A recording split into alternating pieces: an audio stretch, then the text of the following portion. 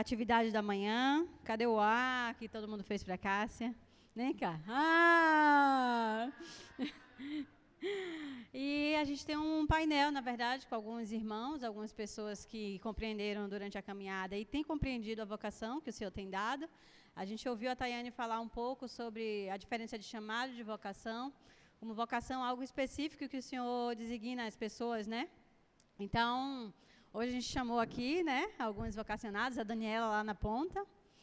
Ela vai falar um pouquinho sobre ela daqui a pouco. A Julie também, o Eduardo, o Benjamin, e eu que vou estar conduzindo aqui as perguntas do painel, tá bom? Então,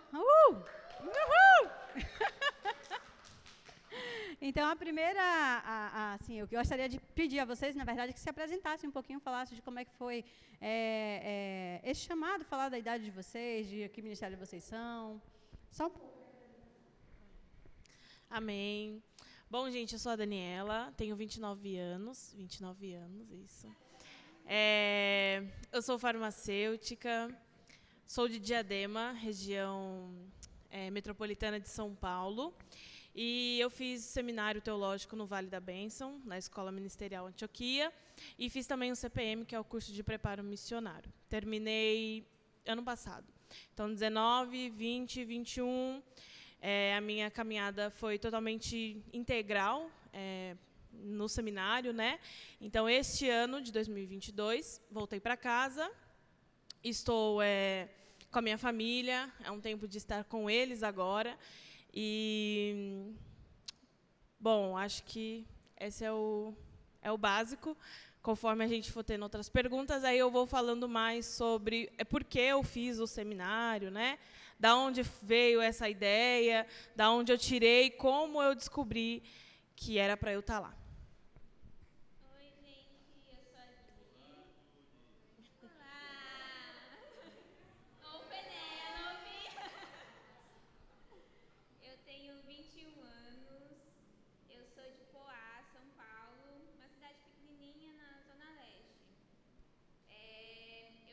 Eu comecei o curso de teologia em 2020 e terminei ano que vem, em 2021. Ano passado. Ano passado.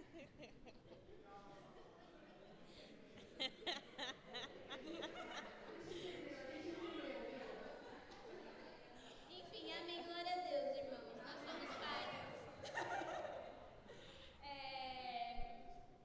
Agradeço a oportunidade. E é isso. Eu vou fazer o CPM, eu pretendo fazer o CPM. Olá, gente, eu sou o Eduardo, sou casado. Oi? Aí. Gente, eu sou o Eduardo, sou casado com a Cássia, a gente mora lá em Sorocaba.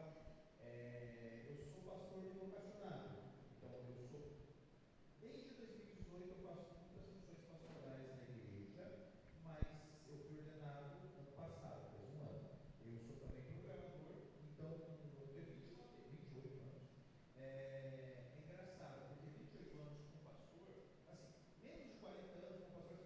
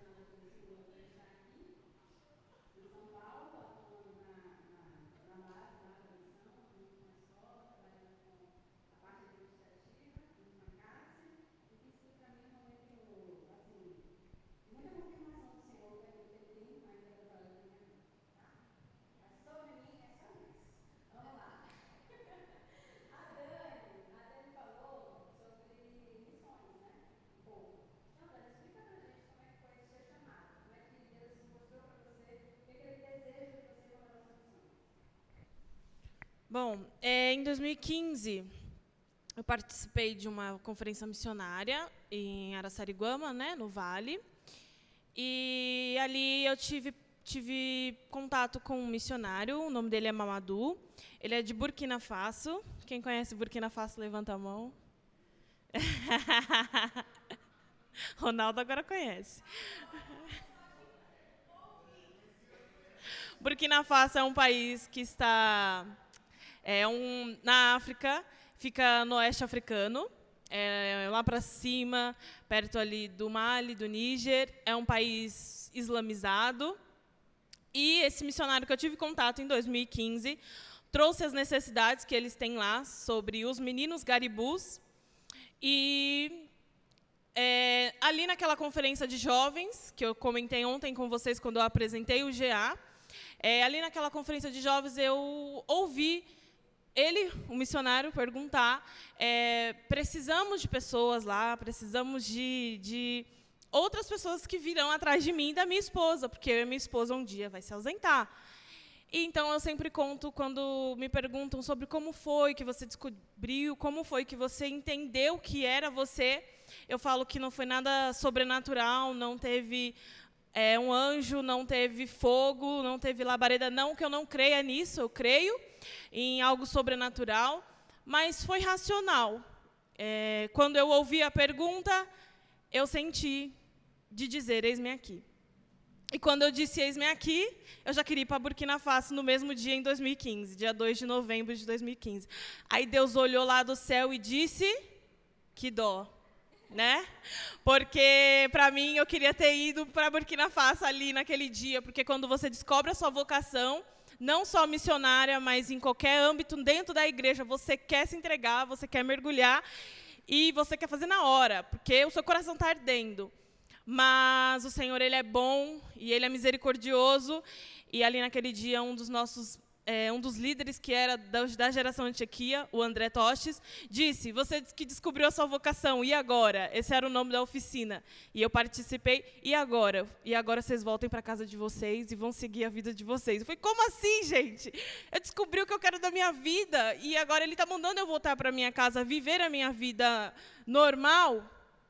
E era isso. Era para eu voltar para casa, continuar minha faculdade, eu estava no 3º ano da faculdade, cuidar da minha família, servir a minha igreja, fazer missão na minha igreja, no meu bairro, viver a minha vida, porque missão nós não vamos fazer com emoção. Então, se você entendeu que hoje é o seu chamado aqui, se você entendeu que a sua convicção foi mostrada, Deus, Ele vai te dar capacidade para você chegar nisso com preparo. E aí, isso foi em 2015. 2018, eu terminei minha faculdade. As portas não se abriram para eu ser farmacêutica, né? Para eu entrar na área da farmácia como farmacêutica. E aí eu entendi, no começo de 2019, que estava chegando o momento de eu ir para o seminário. Então, em 2019, eu cheguei no seminário e pude começar essa trajetória de preparo. Então, foi assim que eu descobri o meu chamado, foi ouvindo o pastor Mamadou dizendo, quem quer ir, eu preciso, quem vai? E eu disse, Senhor, eis-me aqui, eu quero ir, eu quero viver para isso, eu quero conhecer esse país, eu quero viver para o teu reino, eu quero viver por mais. Os garibus? Tá bom. Os garibus são são escravos do tempo moderno. Eu acho que os seminaristas aqui estão cansados de ouvir falar, né? Porque eu falava muito no seminário dos garibus. Mas são escravos do tempo moderno de Burkina Faso. São crianças, são meninos, adolescentes, né? Em que os líderes islâmicos, eles pegam esses meninos e levam para a capital. Então, vamos supor, Ronaldo tem seus 2 filhos, e o pastor da igreja chega no interior, aqui em Piracicaba, o pastor lá do centro, chega aqui, e vocês não têm capacidade de criar os seus filhos com muitas condições, né? Porque são muitas crianças, e o pastor diz, eu vou levar o Miguel, eu vou levar o Mateus, eu vou dar tudo de bom para eles lá na cidade, e ainda eles vão ser ensinados num seminário teológico. Imagina. Você vai pensar e falar, eu vou dar ao meu filho, porque eu não estou conseguindo dar boas condições para ele aqui, e ele ainda vai ser criado na nossa fé. Mas isso eu trouxe para o nosso contexto cristão, para vocês verem como não é que as mães são ruins ou que as mães não gostam dos seus filhos, mas, na verdade, o contexto é que elas acham que isso vai ser bom para eles, porque é um líder marabu, um líder muçulmano, que vai ensinar os filhos deles a crescer no Alcorão e ter uma vida melhor na cidade. Porém, quando chega lá, é um golpe, né? Não tem nada daquilo que eles prometeram, eles vivem em condições subhumanas, como condições de escravos mesmos. Eles não têm onde dormir, eles moram em barracos, em barracões, não tem banho, não tem escola, eles precisam acordar às 5 da manhã, né, meninos? Nós fizemos uma dinâmica na escola, em que eu pedi para os alunos acordarem às 6 da manhã, às 5 da manhã a diretoria não deixou, porque era muito cedo, mas às 6 a gente deixa, e nós fizemos essa dinâmica com eles, com os alunos, alguns que estão aqui participaram, para a gente fazer uma imersão na vida de um garibu. Então, eles acordam às 5 da manhã, eles têm que ler o Alcorão em árabe, mas em Burkina Faso você fala francês, o idioma é francês, porém, dentro do país existem mais de 70 dialetos. E se a criança não vai para a escola, ela não fala francês, então ela vai falar o dialeto dela. Então, imagina você ter que ler o Alcorão em árabe. Você não fala nem francês, você fala só o seu dialeto. E você vai ter que ler em árabe. E se você não ler em árabe, você apanha. Se você não decorar ele em árabe, você é espancado. Então, você vai ser espancado, porque você não sabe ler em árabe. Então, praticamente todos os dias pela manhã, eles já acordam sendo espancados. Não tem café da manhã. Eles pegam uma lata. Se vocês colocarem no Google, garibus, as fotos que irão aparecer são meninos negros com uma lata de tomate grande. Ela é bem grandona. E eles vão para as ruas pedir esmolas. Essas esmolas é para quê? É para eles voltarem à noite e trazerem as esmolas para os marabus, para os líderes muçulmanos, para que a família do líder muçulmano seja sustentado por essas esmolas. Então, seria a família do pastor seria sustentado pelas esmolas dos filhos cristãos que estão nesse contexto. E os meninos vivem dessa forma, nessa vida. Eles não têm onde tomar banho. Quando lavam o cabelo deles, é um sinal de muito respeito e de muito cuidado. Eles têm carrapatos, eles são muito feridos, são muito machucados. Então, essa é a vida que os garibus levam lá. E o missionário Mamadou, que eu conheci, tem um projeto lá sobre dar comida para eles durante o dia, mas também tem uma casa, que é a Casa Esperança. A Casa Esperança é quando o garibu toma uma atitude, toma uma decisão de sair dessa vida. Eu não quero ser mais garibu. Mas quando você toma essa decisão, é para o resto da vida, não dá para você voltar mais. Então, essa Casa Esperança é uma casa refúgio. É uma casa em que é afastada da cidade, é uma casa que os líderes muçulmanos não têm acesso, é uma casa que os meninos vão entender, eu estou saindo dessa vida de garibu. E provavelmente, quando eles saem dessa vida de garibu, eles vão também para a vida com Cristo. E pior do que deixar a vida de garibu é deixar a vida do Islã. É deixar o islamismo. Então, essa casa de refúgio, orem por ela, orem por esses meninos que estão lá. Eu tenho cerca de 14 meninos, 14 jovens, em que decidiram não querer ter mais essa vida. Imagina como é difícil você deixar a sua vida, você deixar aquilo que você foi ensinado todos os dias, desde que você nasceu, desde que você é pequeno, e você tomar uma decisão de eu não quero isso mais para a minha vida, mas eu sei que isso pode trazer muita coisa ruim para mim, mas eu não quero. Então, a Casa Refúgio, a Casa de Esperança, é essa casa para que os meninos possam sair da vida de garibu e se restabelecer. E muitos hoje já são homens formados, já fizeram faculdades, tem mais de 25 anos que esses missionários estão em Burkina Faso com esse trabalho. Então, eles veem frutos, né? Frutos daquilo que eles começaram a fazer há 25 anos atrás. 10 segundos. Procurem BTcast Garibu. É um podcast com o missionário Beto, da Missão Antioquia também. Ele trabalha há mais de 10 anos em Burkina Faso, estava com um projeto de plantar 40 igrejas com pastores locais. Tal. Tem muita coisa, ele fala sobre essa realidade dos garibus. Então, BT, né, BT. BTcast Garibu, vocês conseguem achar mais informações sobre. Amém. Obrigada, Daniela. Obrigada, Eduardo, também, pela dica. Gente, se vocês tiverem pergunta, não tem problema não. Vocês anotem aí. No final, a gente vai abrir para vocês perguntarem também, tá? Tirar dúvida de vocês, tá bom? Ju, me conta aí como é que foi. Conta pra gente, na verdade, como é que foi para você sair de casa, entender que deveria fazer o teológico. Como é que foi esse processo? Então, gente, eu nasci na igreja. Eu nasci naquele meio cristão, no contexto de cristianismo. Eu nasci com as tias da EBF, eu nasci com o Ministério Infantil, junto com o Ministério Infantil. E quando eu tinha... Não, imagina, eu acho que não. Aí, quando eu tinha 12 anos... eu decidi participar do Ministério Infantil, como auxiliar e tudo. Participar da igreja, eu tinha essa vontade de participar da igreja, fazer alguma coisa. E eu vi que tinha uma abertura no Ministério Infantil.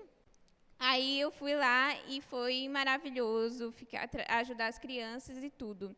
Só que eu estava no conforto, eu estava no meu conforto da minha casa, no meu conforto da igreja, as pessoas que eu conhecia há milhares de anos.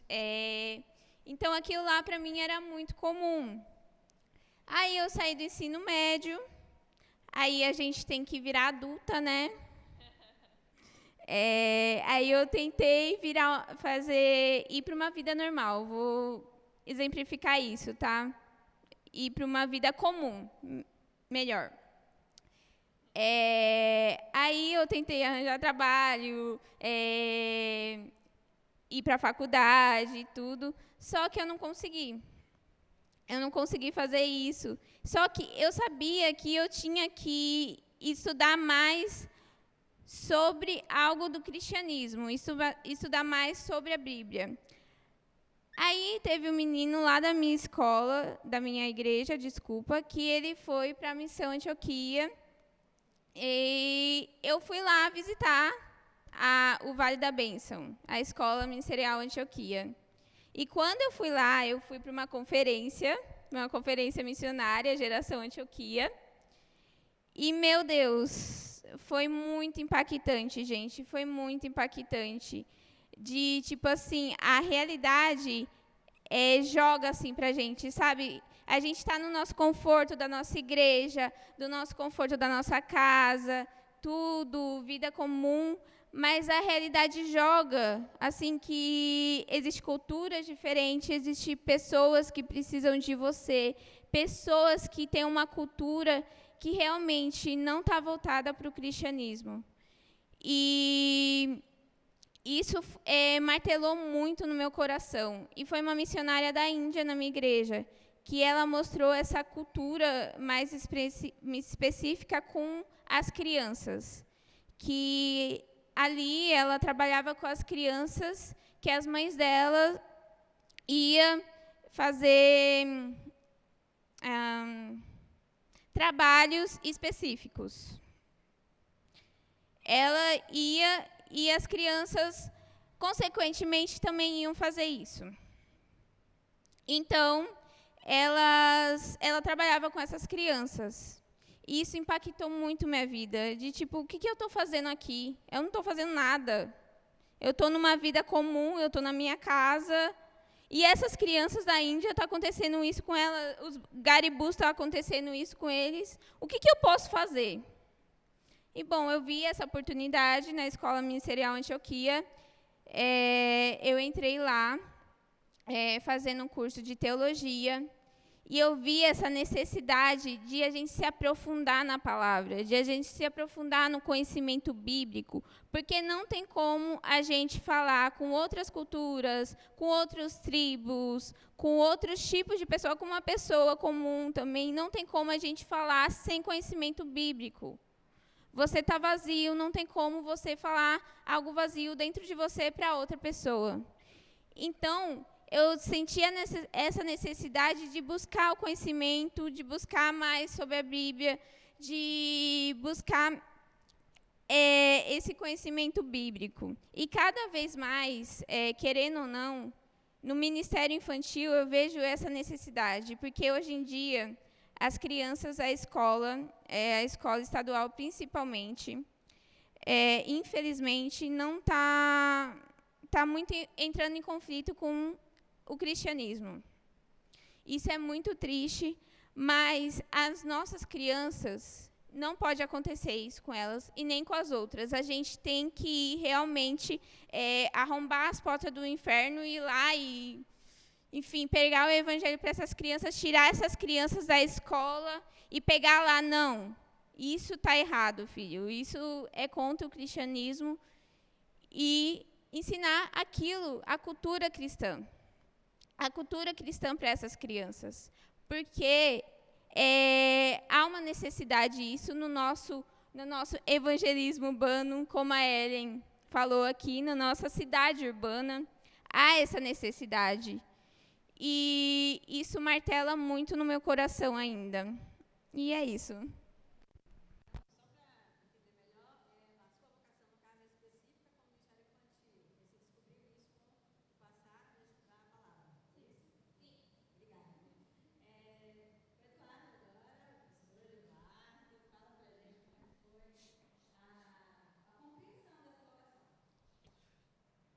Vou fazer mais um parênteses na Júlia aqui também. O pastor Pablo não falou nada, zero para mim da situação do Ministério Infantil aqui, então não tenho a mínima ideia disso, vou falar da minha realidade. É muito difícil conseguir voluntários e voluntários com desejo de ensinar as crianças mesmo. Acaba sendo um ministério negligenciado, acaba sendo enxergado como, não, alguém precisa cuidar das crianças enquanto os adultos estão no culto, então vamos deixar algo assim. Então, sempre tem dificuldade de pessoas, dificuldade de escalas, as pessoas que têm dificuldade de fazer elas se esforçarem, porque ocupado todo mundo é. Todo mundo é. 100% das pessoas estão muito ocupadas.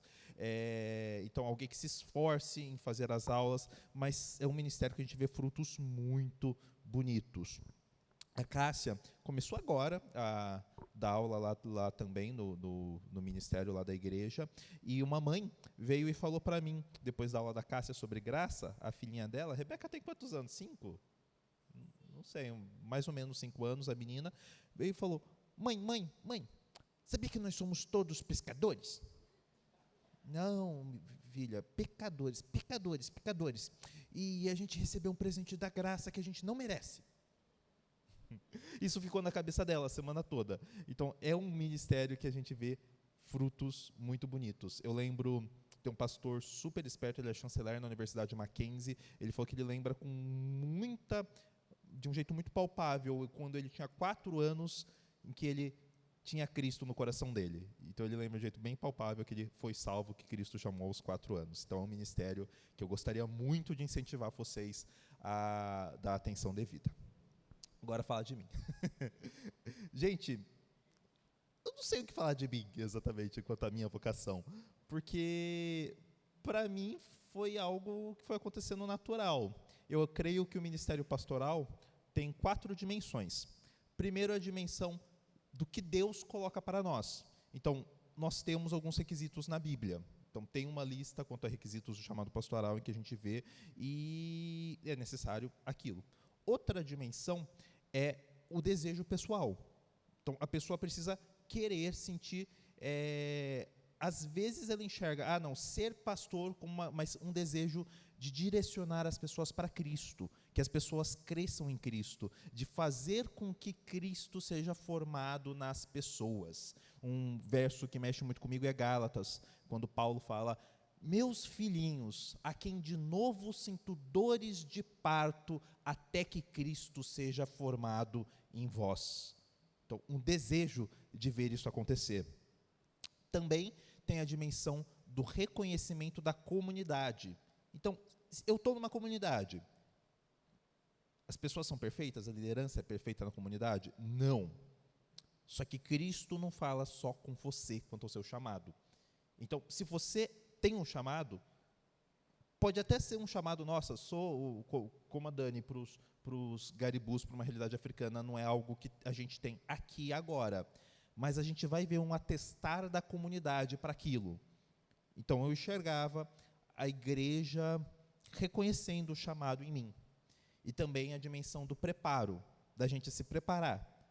Então, a Júlia falou disso, é uma formação integral, uma formação que envolve a sua vida toda. Então, vai envolver a sua dimensão espiritual, as suas devoções, o seu entregue a Deus, o seu coração entregue para Deus, e também vai envolver a sua mente, de você querer entender a palavra de Deus. Então, assim, vamos dizer que você vai para um médico, e aí você chega lá, pega a senha, passa no convênio, tudo tal, vai lá, e você descobre que aquele médico fez um curso de correspondência por 6 meses. E aí ele vai precisar operar você. Você está com dor no apêndice, ele vai precisar abrir você e pegar o apêndice. Você não vai ser operado por ele vai esquecer formado em Grey's Anatomy. Ele vai esquecer um relógio dentro do seu corpo, sei lá. Mas às vezes a gente pensa que para ser um missionário, para ser um pastor, basta boa vontade no coração, simplesmente. Então, é algo difícil, é algo complicado, é algo que a gente tem que se esforçar. Então, muitas vezes a gente pode não ter, nossa, vou ler 2.000 páginas em 6 meses. Às vezes a gente não tem isso, mas a gente vai ter o desejo de eu preciso entender a Bíblia e aplicar ela no meu contexto e levar ela para as pessoas. É um campo de estudo enorme. Então tem que envolver o nosso coração, tem que envolver o nosso espírito, tem que envolver a nossa mente, envolve tudo que nós somos nisso. Então, é basicamente essas 4 dimensões, né? Olhar os requisitos na Bíblia, olhar para a sua vontade, para o que o seu coração direciona, olhar para o testemunho da comunidade te mostrando, te direcionando nessas coisas, e olhar para o preparo que você precisa ter e se direcionar. Isso, não falei muito exatamente de mim, mas foi assim, desenrolando assim, né?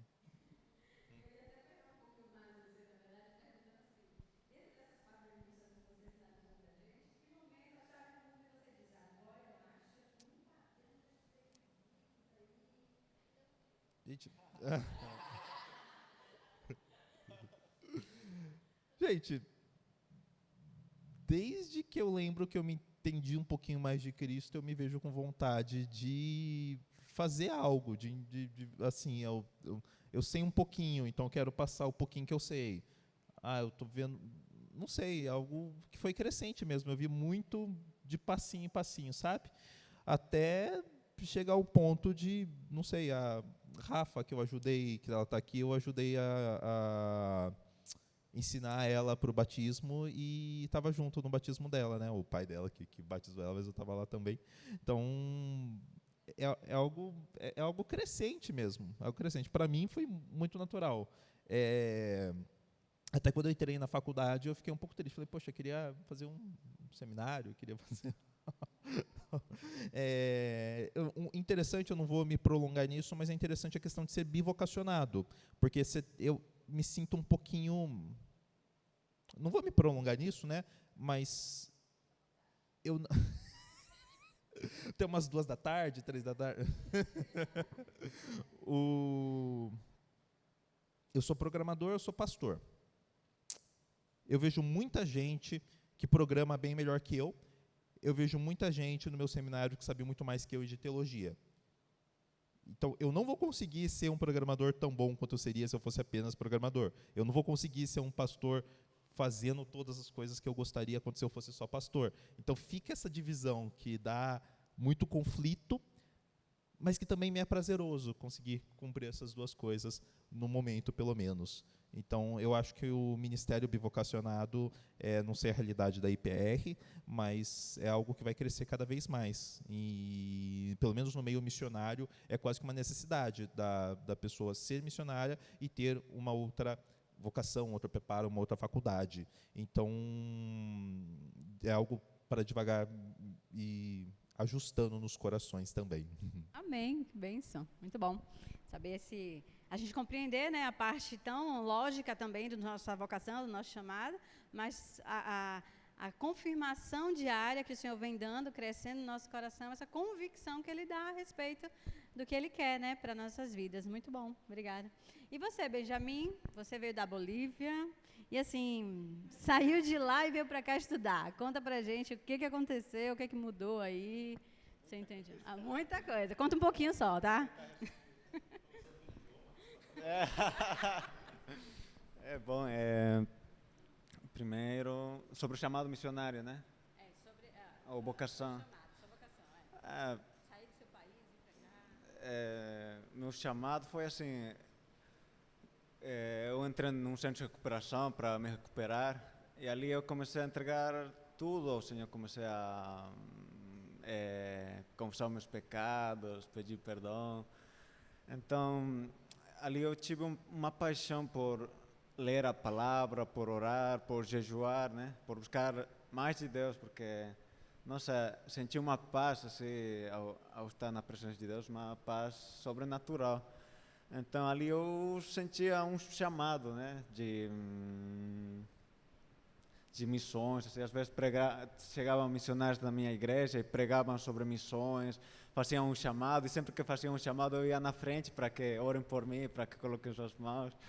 Então ali eu comecei a sentir esse chamado, né, de pregar a palavra, evangelizar pessoas, ser testemunho de Jesus onde eu estiver. Então ali eu comecei a fazer cursos de liderança lá na minha igreja.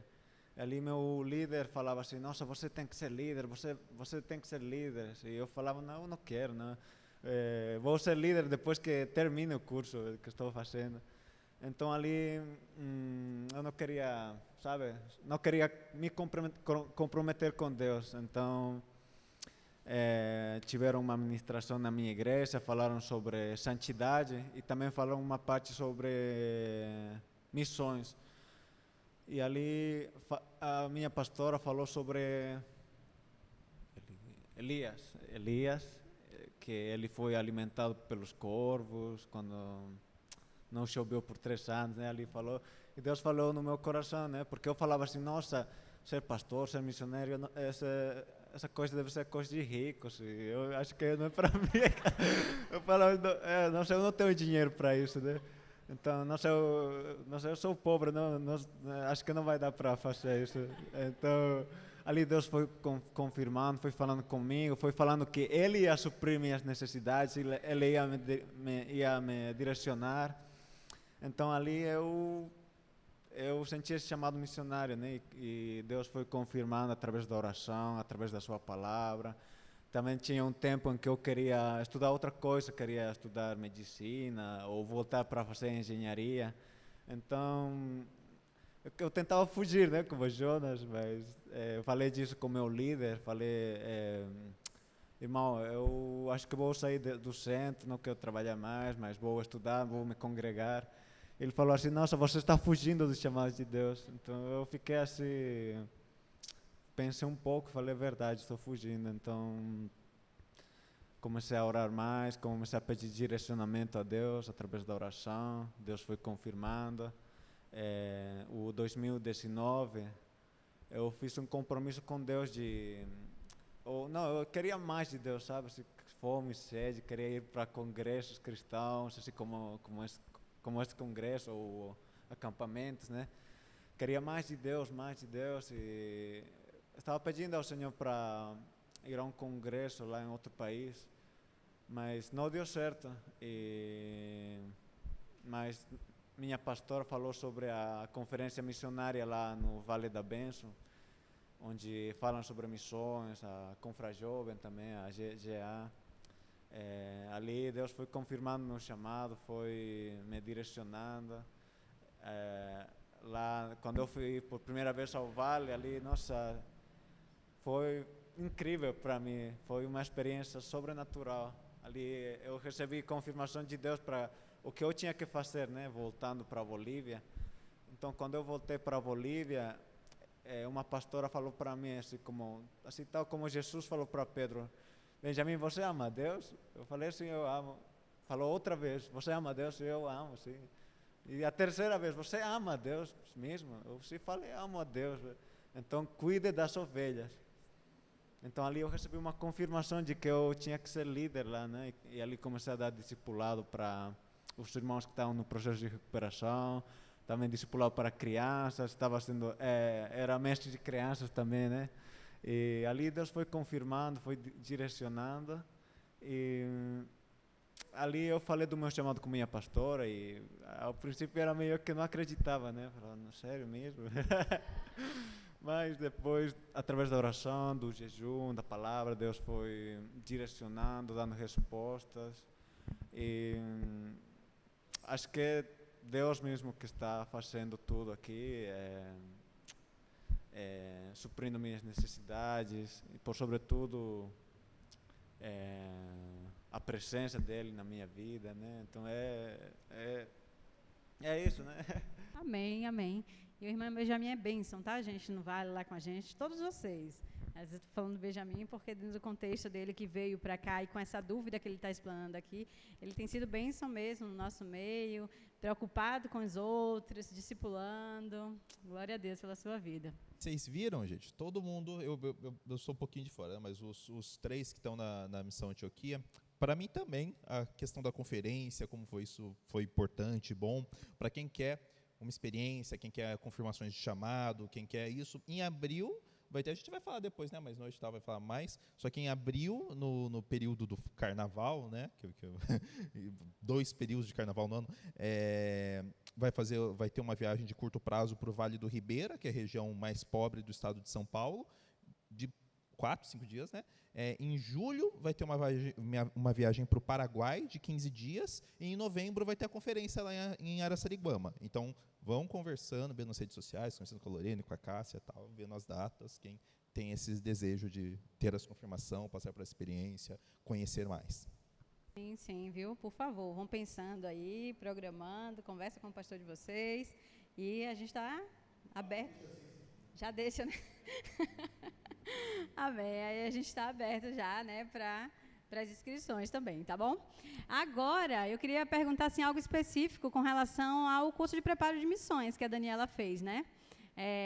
Daqui, a Daniela era da mesma turma que eu, nós fizemos juntas o curso, mas Dani, conta aí para eles um pouco sobre a importância desse preparo, quando a gente entende nosso chamado de missões.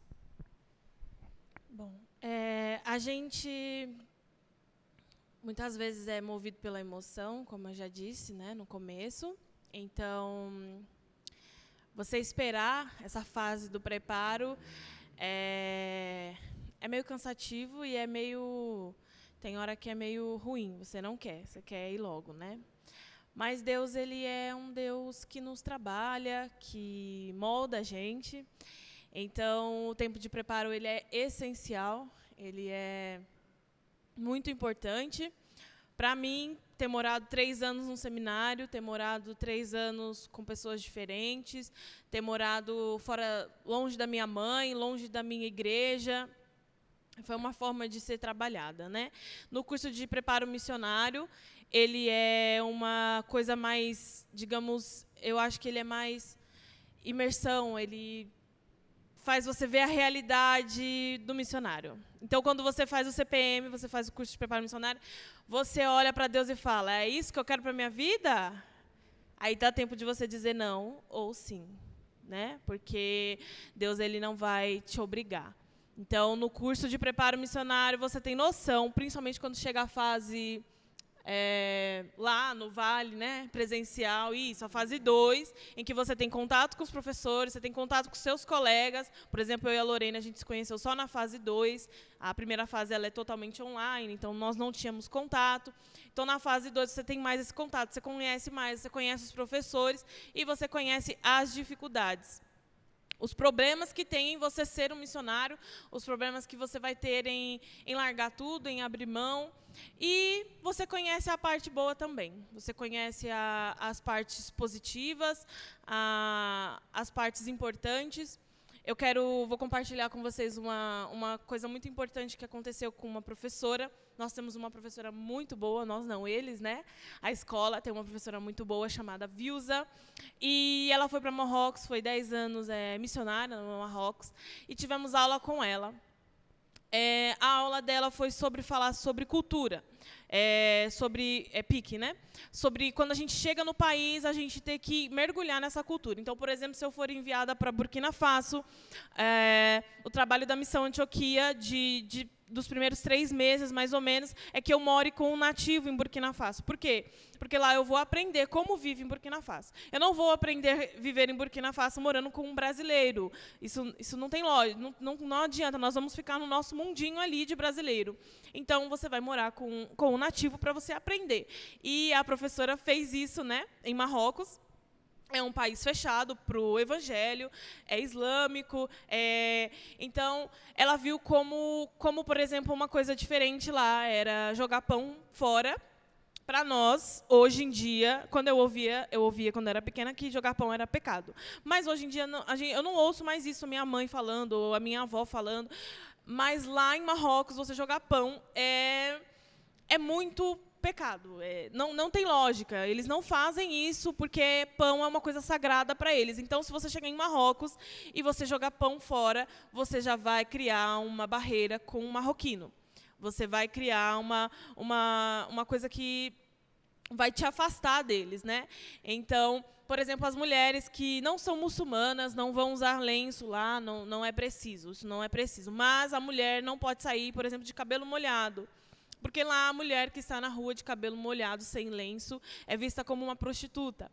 Então, a professora teve todo esse cuidado da mulher marroquina que aceitou na casa dela de, lavou o cabelo, não sai com o cabelo molhado. Por quê? Porque aqui quem sai de cabelo molhado nas ruas é prostituta. Então, ou ela cobria com lenço, com o cabelo molhado, ou ela esperava o cabelo secar dentro de casa.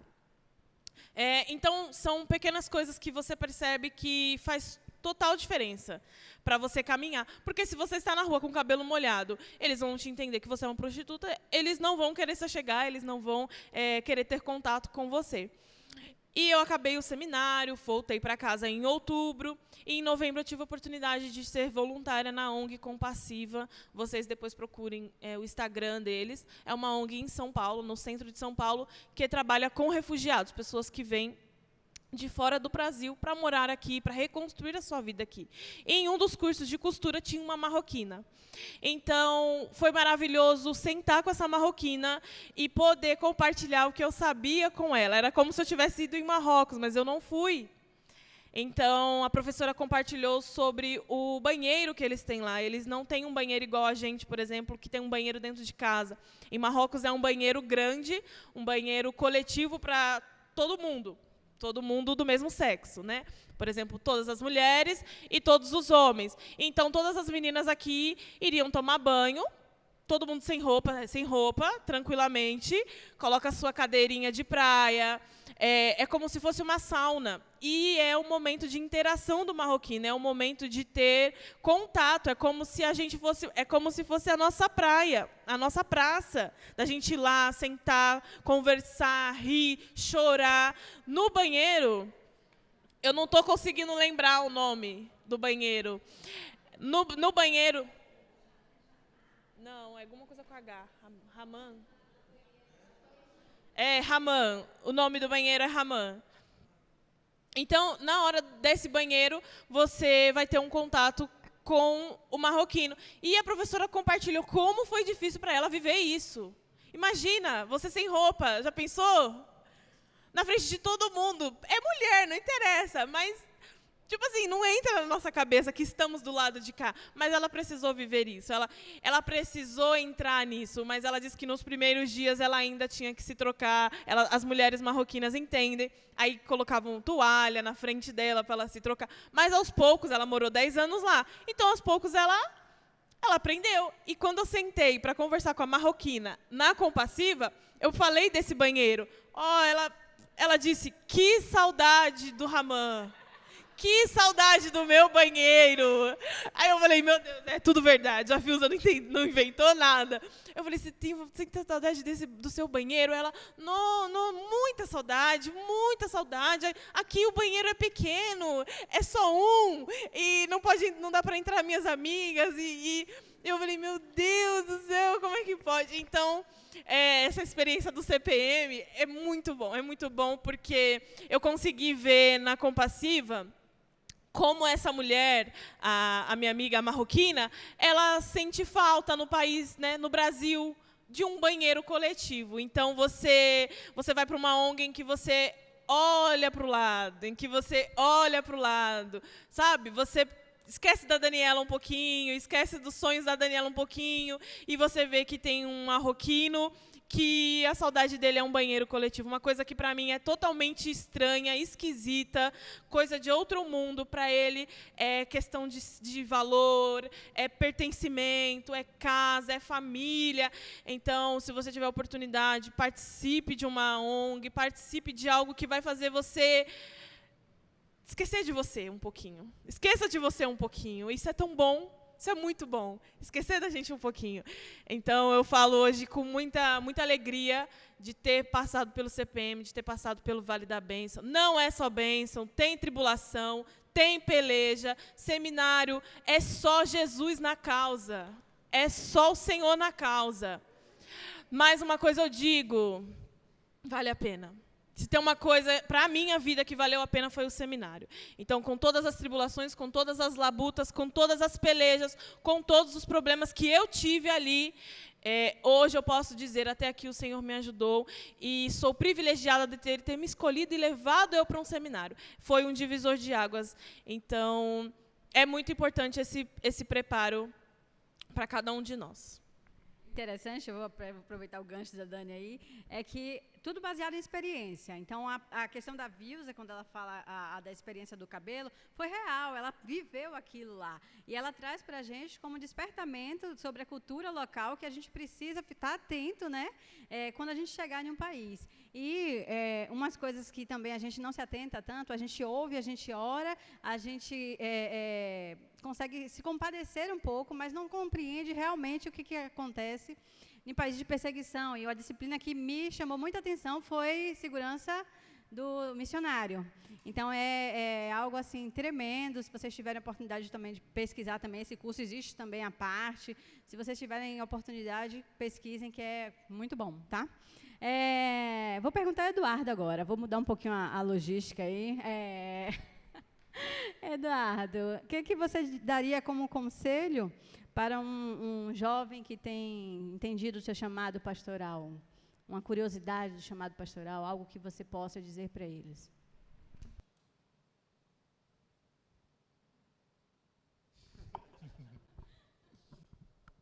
Olha, uma coisa bem interessante do chamado pastoral é o quanto é extraordinariamente ordinário.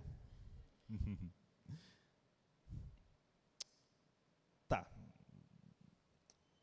Vou dar 3 exemplos de coisas que aconteceram, totalmente fictício, nada aconteceu. Então, coisas que não aconteceram. Não aconteceu de eu estar numa conferência, responsável por uma conferência relativamente grande, responsável por voluntários, e alguém da igreja fala, não, estou indo aí, amanhã estou lá, quero ajudar, ver o que precisa fazer, tal, estou indo lá.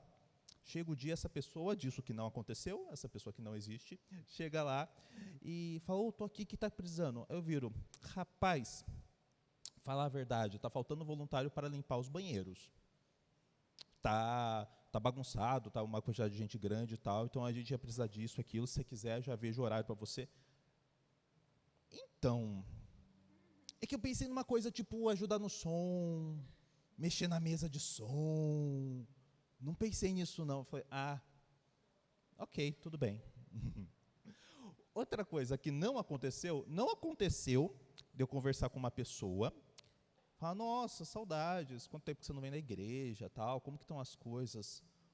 Olha, Du, Deus respondeu minha oração. Estou viajando muito esse ano, estava orando a Deus para viajar mais esse ano, porque eu não estava aguentando ficar de final de semana nas baladas, estava muito difícil de não ir nas baladas, então daí eu orei para Deus para ir. Não aconteceu de alguém falar isso para o pastor, né? Outra coisa que não aconteceu de eu ouvir alguém falando, olha, depois que eu traí minha mulher, ela está me tratando muito mal, eu não estou conseguindo, ela não me deixa mais ir no bar com os meus amigos, fica ligando toda hora para saber onde que eu estou. Coisas que não aconteceram. Aí você, como pastor, o que acontece?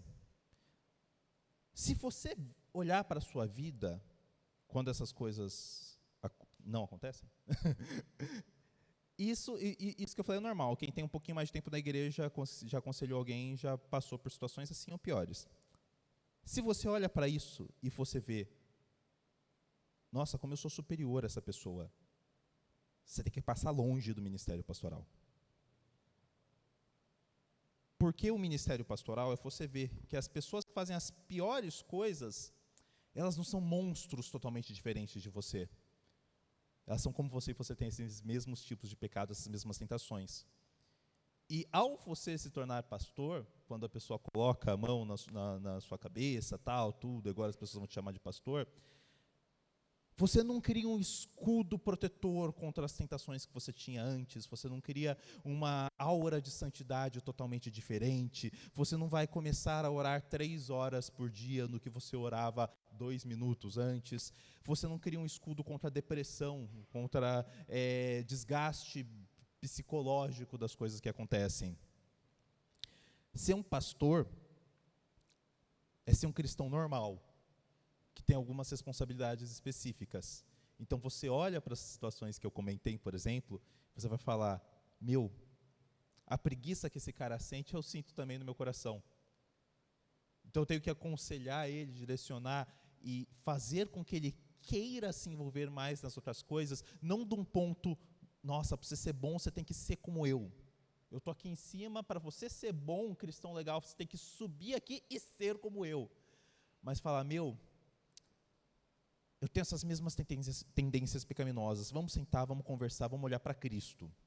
Então, quando eu falo que o chamado pastoral é algo extraordinariamente ordinário, que é uma vida de um cristão normal, mas que acontecem coisas extraordinárias. Então, com todas essas coisas que eu falei, também acontecem coisas de tipo, você tem um grupo de leitura bíblica, e está uma família toda lendo, e um menino de 9 anos ficar perguntando, não entendi essa passagem bíblica, me ajuda aqui.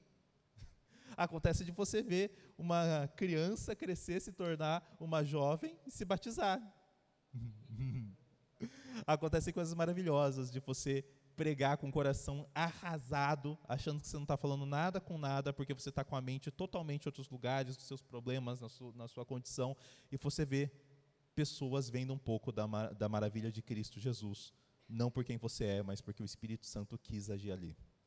Então, é isso. Muito obrigada. Ju, conta pra gente a importância do curso teológico na caminhada. Como eu já falei, que eu senti essa importância de trabalhar no Ministério Infantil e me aprofundar na palavra. Mas não somente isso. Lá no Vale da Bênção, a gente é totalmente quebrado. Quebrado e tirado, transformando o órgão, que nem ele falou aqui, por vários aspectos. Aspecto emocional, aspecto físico, aspecto teológico. E lá no seminário, quando a gente vai para a aula, aí depois você está num contexto, você aprende lá as coisas, mas depois você tem que praticar lá no seminário mesmo, ou no prático que você faz. Então, aquilo que você está aprendendo no seminário de teologia, já você explora para outros lugares, e não tem como você não acontecer isso, porque assim, você aprende e é muito confrontado. É muito confrontado de, tipo assim, tudo que eu aprendi é errado. Ai, o fogo de Deus, enfim. É uma questão, é uma piada interna, tá, gente? Desculpa. Mas, enfim, questões que a gente aprende na igreja e que é muito confrontado. muito confrontado e te confronta e você, meu Deus do céu. E só que isso eu falo que é uma dor boa, de você olhar para você, putz, tá acontecendo algo na minha vida, sabe? Eu tô aprendendo a palavra de Deus, eu sou nova e às vezes eu sentia essa dificuldade de ganhar confiança, talvez. Mas isso não dependeu de mim. Eu só fazia a minha parte. Eu só fazia o que eu tinha que fazer no seminário ou no prático. E isso, Deus continuou me ensinando no que eu aprendia na teologia e no que eu aprendia na vida prática. Então é isso, seminário é teologia e vida prática. Aquilo que você vai aprender na aula, você vai explorar para outros campos. Você vai explorar na sua igreja, você vai explorar, ou se você for fazer o seminário, lá no seu estágio. Enfim, no módulo, sim, no módulo. Você vai explorar muito a sua paciência. A gente mora junto, as meninas, então é uma convivência que você não tem como não aprender. E é muito bom. É a vida em comunidade, né? A vida em comunidade e a dor da transformação, né? Isso é bom. Só que a comunidade lá é você não ir embora no culto, depois que o culto acabar, tá? O culto acabou, eu vou morar com a Julie, vou morar com a Ellie, vou morar com a Gleice, vou morar com a Tayane. Então, assim, nós temos a vida em comunidade na igreja e o culto acabou, eu vou para minha casa, você vai para sua casa, cada um, né, para sua família. Então, lá não, lá acaba o culto, nós voltamos para o módulo, lá nós somos a família.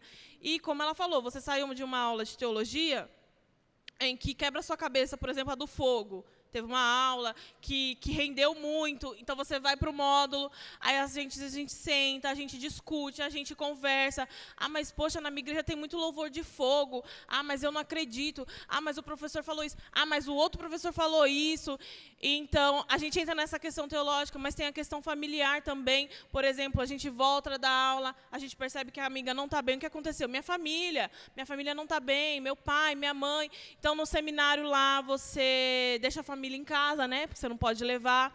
Então, você aprende a viver também assim, eu estou aqui e Deus está cuidando, mas a gente acha que lá a gente ia cuidar. Quando acontece alguma coisa na nossa família lá, a primeira coisa que vem é, poxa, se eu estivesse lá, e Deus fala, se você estivesse lá, ia estar pior. Creia. Então, fica aqui onde eu te mandei, porque vai dar certo. Então, essa parte de ir para o seminário e conviver com outras pessoas é sensacional. Eu acho que é a parte que mais quebra a gente, mais nos ensina, mais ajuda a gente a amadurecer como cristão e como pessoa, como uma pessoa que vai voltar para o mundo sem ser um seminário depois, né? Sendo a imagem de Cristo, que é a nossa proposta, né? Amém. Benjamin, você então, para a gente finalizar as perguntas direcionadas aqui para eles, vocês abrir para vocês perguntarem. Você vindo da Bolívia, porque assim, o que eu queria que você nos explicasse? Qual a maior dificuldade que você teve com relação à cultura no Brasil?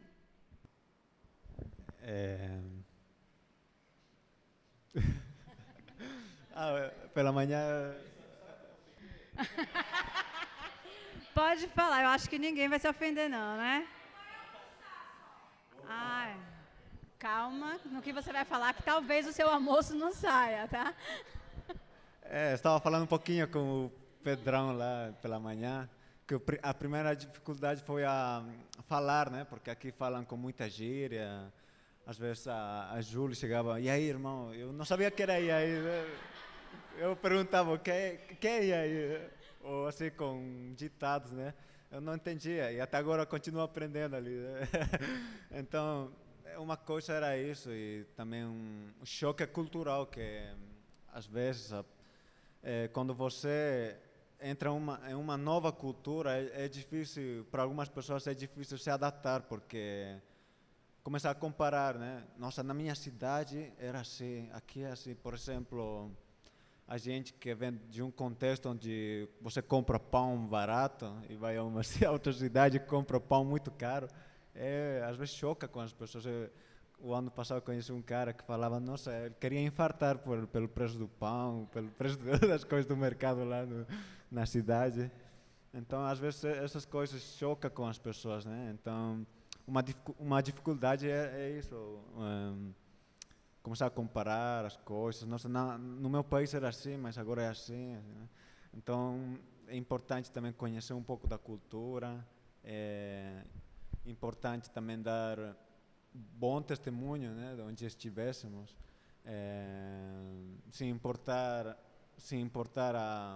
o idioma, sem importar a cultura, sempre dar bom testemunho do que Cristo fez em nossas vidas, né?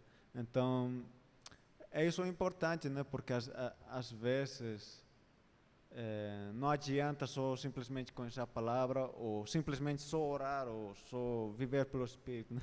Então, é importante ter um equilíbrio entre ambos, né? Porque às vezes corremos o risco de virar fariseus, né? Só conhecer, mas não praticar, né?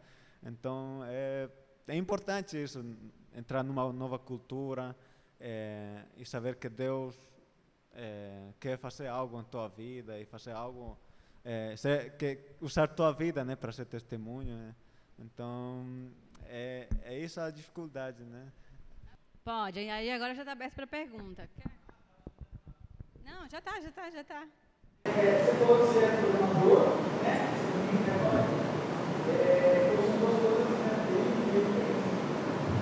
No meu caso, aqui na igreja, eu trabalho tanto em digital, estou tentando começar a falar sobre o departamento de marketing, que é o que eu faço no TV também, eu trabalho com marketing como consultor. Só que o meu ponto em casa é o seguinte: se quiser trabalhar com marketing, a finalidade é diferente. Uma coisa eu queria saber a sua opinião também, como você consegue dividir essa atenção no caso que você tem um podcast. Eu conheço o podcast. Eu queria dizer assim, como você, assim, hoje eu vou focar na parte do meu trabalho de programação, ou hoje eu vou focar na igreja.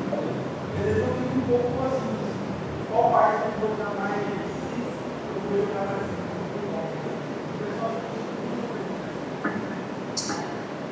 É importante planejamento. Sei lá, começo de ano, não sei. Quais são os meus focos quanto a essa área, quanto a essa área? Então, teve momentos que tá pegado as coisas do seminário, vou ter que pregar, vou ter que fazer isso, vou ter que fazer aquilo, vou ter que fazer o básico no trabalho. Aí vai ter momentos, não, olha, vou ter que me esforçar mais no trabalho, testar tá em outras funções, tal. Vou ter que conversar com o Rafa, que é o meu copastor, e pedir para ele pregar um pouco mais, para aliviar um pouquinho. Então, vai de construir objetivos, né, daquilo. Uma coisa importante, acaba sendo dividido a vida, não tem como, mas de enxergar tudo debaixo da mão de Deus. Do tipo, o que eu faço na Facens, é a faculdade que eu trabalho, os aplicativos, as coisas que eu desenvolvo lá, tem que glorificar a Deus. Então, eu preciso fazer isso de uma forma que eu enxergue que isso está contribuindo para a sociedade de uma forma que glorifica a Deus. E o que eu faço na igreja também. Porque senão eu vou ficar doido e vou acabar pensando, não, o que vale de verdade na vida é o que eu faço na igreja. Isso aqui eu faço é um step, é algo que acontece porque eu preciso ganhar dinheiro para fazer as coisas da igreja. E isso é uma receita para você ficar muito triste, muito frustrado, né? Então, conseguir enxergar o seu trabalho no marketing da construtora como algo diante de Deus, algo que Deus se alegra com isso. Então, é um desafio que vai de área para área, né? Quem é do direito vai ter um determinado desafio nisso, quem é da farmácia vai ter um desafio de construir a sua visão como profissional de algo que não seja deslocado da sua fé. E tem pontos que se encaixam em algum... Eu falei que eu sou um dos mais velhos, né? Então, geral do pessoal que trabalha comigo tem 20 anos, né? Tipo, nasceu no ano da Copa de 2002 e eu lembro de assistir a Copa de 2002. Então eu acabo conseguindo aconselhar eles de algumas coisas que eu me sinto um pouco... eu não estou falando diretamente, renda-se a Cristo agora, mas eu estou tentando passar algo pastoral para eles, eu estou tentando direcionar eles em caminhos que eu acho que vão ser positivos para eles, né? Então acaba se integrando em algumas partes. Eu estou tentando gerar valor para um cliente nesse projeto que me foi passado. Poxa, se o cliente conseguir fazer isso melhor, não é só que ele vai conseguir mais dinheiro, é que o mundo vai estar melhor por conta disso. Tentar enxergar algo como unificado. Então, é uma crisezinha mesmo, é uma crise bagunçada. Você vai ter momentos que você vai ter que focar mais em uma coisa, mais em outra coisa. Então, é bom você ter um objetivo. E pensar também, agora eu estou tendo que fazer hora extra no trabalho. Tá bom, por agora eu vou fazer isso. E aí, quando der, quando aliviar um pouquinho, aí eu vou conseguir desenvolver essas ações com a igreja melhor. Então, tentar ver momentos e momentos, né? E isso serve para qualquer área da nossa vida. Tem áreas que vão exigir que, enquanto você tiver para entregar, vai ter coisa para fazer. Então, se você quiser trabalhar 20 horas por dia, vai ter coisa para fazer, seja na igreja, seja no seu trabalho. Então, tentar ver. Mas se eu fizer tudo que tem para fazer no meu trabalho e na igreja, quantas horas eu vou dormir por dia? E a minha saúde psicológica, e a minha saúde física? Né? Se você dá um finiquito, não sei, e você não... cair em depressão, alguma coisa assim, vai demorar muito mais para você, vai causar um dano bem maior, tanto ao seu trabalho quanto à igreja, esse tempo. Então, talvez colocar um piso, do tipo, eu fiz pelo menos isso, não consegui fazer mais, então vou ficar feliz. Não consegui fazer tudo perfeito, mas eu fiz isso, tá ok. Então, tem vezes, a Cássia me ajuda muito nisso. Então, tem vezes que eu estou programando leituras e, nossa, como eu queria ler tal coisa, fazer tal coisa, preparar tal coisa, mas não está dando certo, então ela me ajuda, coloca uma meta. Leu 20 páginas do dia. Tá, não conseguiu fazer tudo que você queria, mas você pelo menos fez isso. Então vou tentar ficar feliz com isso e descansar em Deus, porque eu não sou perfeito, eu não faço tudo. Vou ir passinho a passinho. E se for uma coisa, o que eu falei, desculpa que eu já peguei muito tempo, né? Tem outras pessoas com perguntas, mas você não vai conseguir se dedicar ao trabalho como seus colegas de trabalho que não têm esse período na igreja. Você ficar contente com isso, do tipo, tá tudo bem, eu estou escolhendo não ser tão bom nessas coisas, mas o que eu faço no conjunto da obra eu fico contente, e eu entrego isso para Deus. Não sei se ajuda um pouquinho. Então, à tarde, a gente vai ter um tempinho com o Benjamin para ele contar o testemunho dele, tá bom? Agora, então, a gente vai encerrar o nosso painel. Eu queria que a gente orasse, na verdade, pela vida dos vocacionados.